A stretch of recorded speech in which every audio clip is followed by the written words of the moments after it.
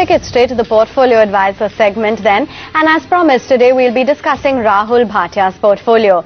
He's 28 years of age. He's a senior executive. He's got 9 stocks of total in his portfolio and has a time horizon of the next 2 years. Well, here's what Rahul has in his portfolio. 20 shares of Infi at a price of 2,800. There's a mix of cap goods as well in there. So 55 shares of L&T at 982. Biocon 293 is where he purchased 60 shares. Coal India features on the list as well, 100 shares at 323. There's sale in the portfolio too at a buy price of 90 rupees. BHEL, he's got close to 300 shares picked up at a level of 250 rupees. Hero Motocorp, 1,920 is his buy price. There's also LIC Housing Finance. He's got close to 150 shares at 230. Ken India also features on the list, close to 25 shares of that at a level of 320. Well, Mr. Chokkalingam, after having a look at his portfolio, it seems that at least when it comes to the stock selection, it's A-okay. But what would you advise in terms of the diversification, the price points, as well as his outlook for the long term? Certainly, I mean, this end person has done a very matured portfolio construction. Only 3 suggestions, not only for him, for any retail investors. Times are a little stressful. Don't put more than 30% of your wealth in the equity as an asset class. Second, particularly for this portfolio, there are many individual stocks he has got the overexposure. It's always advisable to restrict a share of the single stock in a portfolio to the extent of 10%. Like for instance, he has got the Hero Motor as high as 19% of the portfolio. The third point is that even the limit on the sectoral cap. And if you look at his capital goods sector, he has allocated 36% of the portfolio. So he should not go overboard on single sector. So from risk mitigation point of view, we should reduce them. But of course now the stocks are down. Maybe you can wait for the right time to restructure the portfolio. Okay, that's some sound advice actually coming in for all investors really, that over-dependence on any one sector of course does not work well. It's best to of course diversify and ensure that there's more or less equal weightage among the sectors. Well, let's get started then with analyzing the individual stocks in his portfolio then, Mr. Chokkalingam. So first up, it's Infosys at a price of 2,800. He's also got L&T as well as a Biocon at 293. He should, start thinking of selling Infosys, fairly valued. On 1 year forward earning, it's quoting at 16 PE, and it is likely to underperform major other peers in the industry. The industry itself is likely to grow in single digit in dollar term. He should shift to Polaris because it gives you close to 5% dividend yield and also one of the cheapest stock. I firmly believe that the IT industry will see a lot more consolidation, and even if Polaris doesn't join the consolidation, if any other company is taken over, the valuation multiple for all mid-cap IT stocks will improve. So therefore, he should do this shift. As far as L&T is concerned, the June quarter was little, bad. But however, I firmly believe that it's quite common to see the fluctuation on quarterly basis for capital good companies. And L&T in particular is sitting on a huge order, which is almost to 2.7 times sales. He's in a better position to, manage this current slowdown in the investment cycle. So he should definitely hold on. Biocon is the most defensive bet within the pharma technology space, and it has come out with very good results also. Both the top line and the profits have grown almost around 21% year on year. I am very confident that the company would unlock money from its subsidiary, and also it would definitely attract certain global players for its insulin product. So hence I would suggest him to hold on Biocon as well. Okay, one change made when it came to the first 3 stocks, but now it's the high beta basket that we'll be focusing on. So Coal India as well as SAIL and BHEL. What's your opinion there, Mr. Chokkalingam? BHEL should hold on for next 2 years. It has been punished beyond what it deserves. I am very confident that the power industry would come back, and BHEL also would come back, being least leveraged and a lot of cash on book. Even BHEL also has got a very healthy order book. And it might underperform maybe even another 3-6 months, but I am sure with reversal of interest rate cycle and reversal of investment cycle, the company would come back. So you should have a 2-year horizon for BHEL. Coal India, it's very unfortunate that despite having 62,000 crore of cash, the stock has been beaten down. I would certainly recommend hold on Coal India because there is a huge dollar squeeze for the economy. We don't have adequate dollar to finance various imports.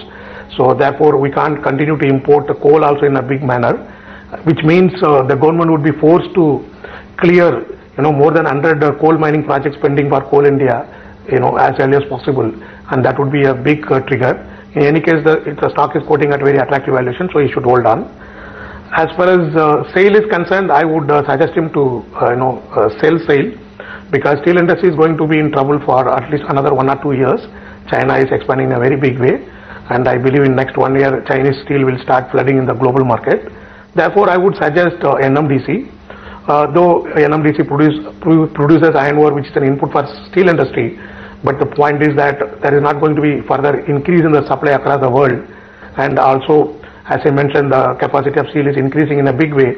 That would be positive for iron ore company like NMDC. And lastly, NMDC would give almost around 6% dividend yield for current year as well. So therefore, he should do this shift.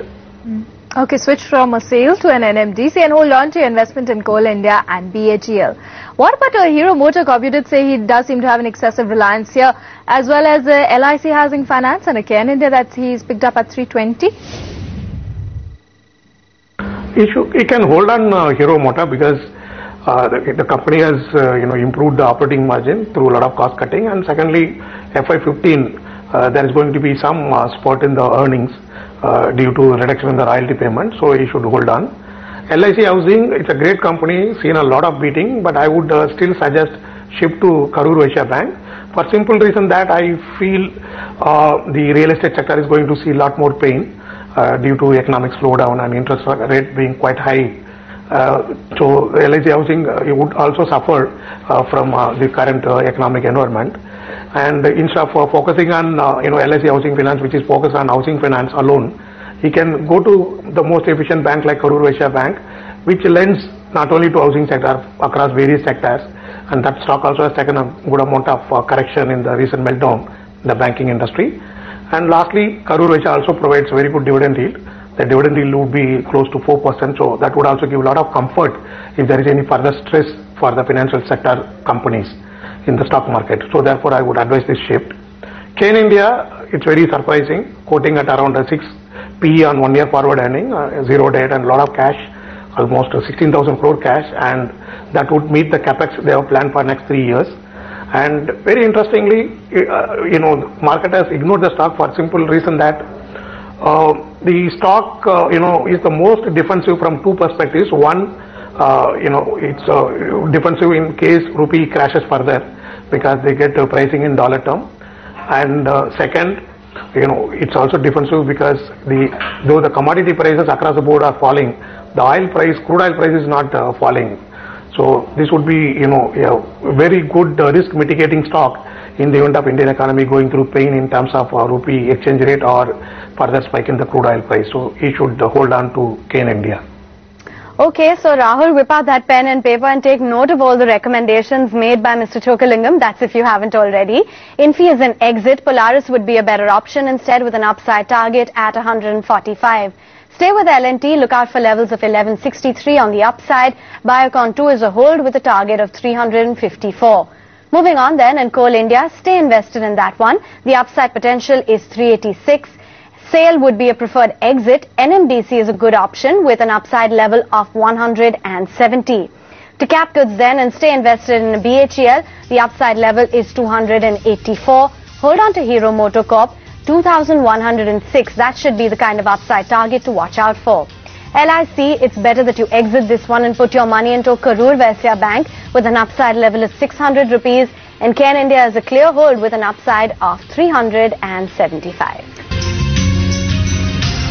Well, it's been an interesting week for the market, so now we get you some top recommendations. Absolutely interesting it has been. We've closed below the 5,900 mark as well on Friday. So let's get Kunal's perspective first up. Kunal, what is it that you would expect the markets to be doing ahead in the week ahead, as well as your trading recommendations? Well, I see some more downside for the markets immediately, Megha. And if you look at the overall structure, markets have broken 5,900. And definitely, I think markets could shed another 100 points before they settle.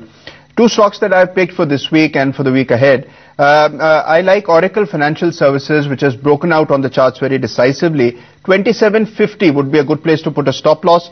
target of 3100. And the other stock is again Asian Paints, which is an outperforming stock, low beta counter, with a stop loss at 4950. One could buy with a target of 5250.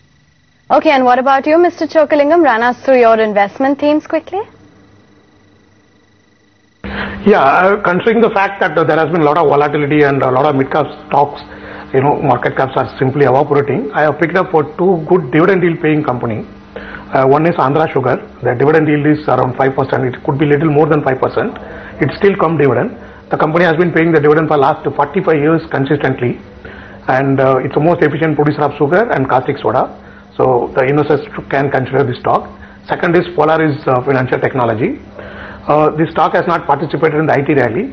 This stock also gives you around 4.5% dividend yield, and I firmly believe that there would be further consolidation in the IT space, and this company should get re-rated. Even if it doesn't participate in the consolidation, if any consolidation happens in the industry, this would get re-rated. Plus, the management also clearly mentioned that they are working for creating more shareholders' wealth for the company. And hence, and also considering the fact that it is sitting on huge cash, the cash itself is around 45% of the market cap, I would recommend this stock as well. So I consider these two stocks as quite safe defensive investment strategy for the retail investors. All right, Kunal as well as Mr. Chokkalingam, thanks very much for joining in today and of course giving our viewers that heads up on the trading week ahead as well as some of those investing ideas.